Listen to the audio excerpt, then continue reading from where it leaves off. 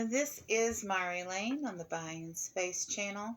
Today I'm reading from Tobit, which is in the Inner Testament of the Catholic Bible. This is a 1979 version of the Good News Bible with the Inner Testament included, which is also known as the Apocrypha.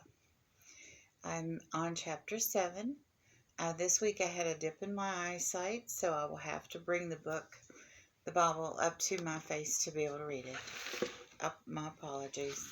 I have second copies of a lot of my Bibles, but I don't have a second copy of Tobit. When Tobias and the angel Raphael had entered the city of Ecbatana, Tobias said, "Azarus, my friend, take me to see Raguel as quickly as you can." The angel brought him to Raguel's house, where they found him sitting at the entrance to his courtyard. Raphael and Tobias greeted him first, and he replied, "Come in, my friends. You are welcome in my home." Raguel brought them into his house and said to his wife Edna, "Doesn't this young man look just like my cousin Tobit?" Edna asked him, "Where do you come from?" "We are Israelites of the tribe of Naphtali.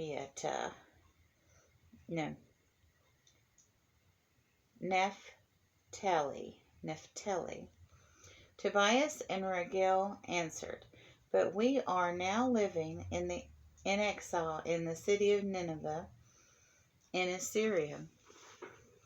Edna said, "Do you know our cousin Tobit?" "We certainly do know him," they answered. "How is he?" she asked. "He is alive and well," they replied. Then Tobias added, "Tobit is my father."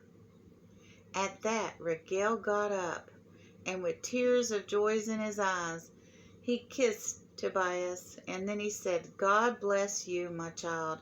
Your father is a good and noble man. What a terrible tragedy that such an honest and generous man should have lost his sight."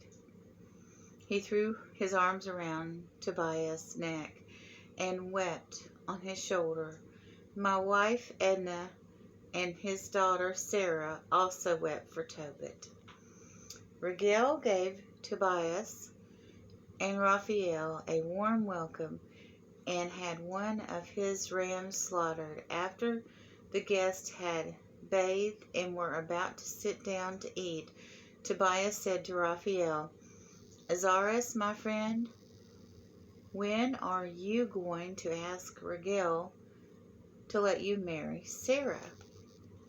But Raguel overheard the question and said to Tobias, "Eat and drink something first, and enjoy yourself this evening.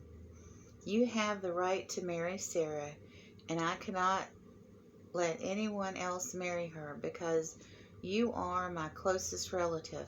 But I must tell you the truth, my son. I have already given her to 7 men, all of them relatives. Each one died on his wedding night as soon as he entered the bedroom. But now, my son, have something to eat and drink. The Lord will take care of you both." Tobias said, "I won't eat or drink until you give me your word." Raguel agreed. "Certainly I will," he said.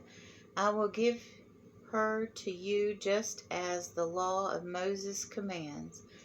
God in heaven has arranged this marriage, so take her for your wife. From now on, you belong to each other. Sarah is yours today and forever. May the Lord of heaven keep both of you safe tonight. May he be merciful and kind to you." Then Raguel called to his daughter. When she came in, he took her by the hand and gave her to Tobias with his blessing. "Take her to be your wife according to the teachings in the law of Moses. Take her safely with you to your father's house. May the God of heaven give you a happy life together." Regel asked his wife to bring him a blank scroll, so that he could write out the marriage contract.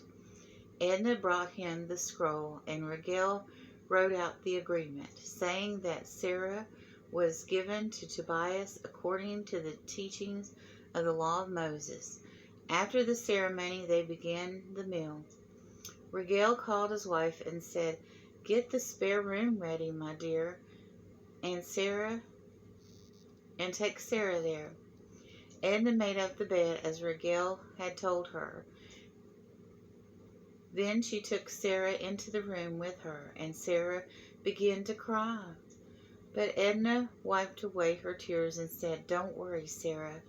I'm sure the Lord of heaven will make you happy this time, and not sad.